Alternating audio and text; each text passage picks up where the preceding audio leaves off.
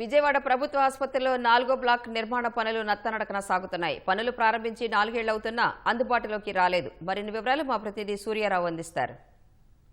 విజయవాడ ప్రభుత్వ ఆసుపత్రికి కృష్ణా, ఎన్టీఆర్, గుంటూరు జిల్లాలతో పాటు వివిధ ప్రాంతాల నుంచి పెద్ద సంఖ్యలో రోగులు అత్యవసర సేవల కోసం వస్తుంటారు. అయితే వారి సంఖ్య తగ్గట్లుగా ఇక్కడ మౌలిక సదుపాయాలు, వసతులు అయితే లేవు. ఇప్పుడు ఉన్న పాత హాస్పిటల్లో చాలా ఇబ్బందులు పడుతున్నారు స్థలం లేక.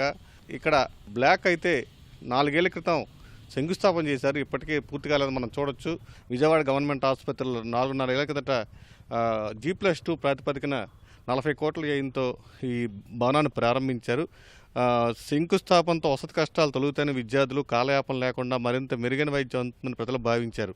అయితే 2 నెలల కిందట పూర్తయిన హాస్టల్ భవనాన్ని రాష్ట్ర వైద్యారోగ్య శాఖ మంత్రి సత్యకుమార్ యాదవ్ ప్రారంభించారు. అత్యవసర విభాగం కోసం చేపట్టిన భవన నిర్మాణ పనులు మాత్రం ఇంకా కొనసాగుతూనే ఉన్నాయి. అయితే ఆరోగ్యానికి సంబంధించి నిర్మిస్తున్న ఈ బ్లాక్ మాత్రం ఇప్పటికే పూర్తి కాకపోవడంతో తీవ్ర విమర్శలు వస్తున్నాయి. రోజు రోజుకి ఆసుపత్రికి వచ్చే రోగుల సంఖ్య పెరుగుతుంది. సోమ మంగళవారాల్లో అయితే ఈ భవనాల్లో రోగులు కిక్కిరిసిపోయి పాత హాస్పిటల్లో బయట వేచి ఉండాల్సిన పరిస్థితి ఏర్పడింది. రోగుల తాకిడి ఎక్కువగా ఉండడంతో ఆసుపత్రిలో పరిశుభ్రత నిర్వహణ కూడా కష్టం అవుతుంది. ఈ సి బ్లాక్లో ల్యాబ్లు ఉండడంతో ఆ భవనం అధ్వానంగా తయారు, దుర్వాసన కూడా వస్తుందని చెప్తున్నారు. మొత్తం సి బ్లాక్ వెళ్ళాలంటేనే ముక్కు పుటాలు అదే పరిస్థితి ఏర్పడింది. మొత్తం మీద జీజీహెచ్ సెంట్రల్ డయాగ్నోస్టిక్ బ్లాక్ పక్కన ఈ కొత్త అత్యవసర విభాగం కోసం చేపట్టిన భవన నిర్మాణం నత్తనడకన సాగుతుంది.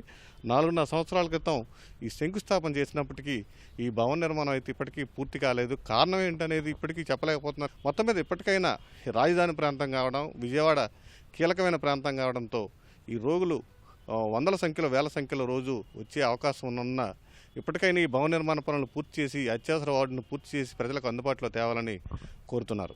ఇది ఇక్కడ పరిస్థితి. కెమెరామెన్ నరేష్తో సూర్య, ఈటీవీ న్యూస్, విజయవాడ.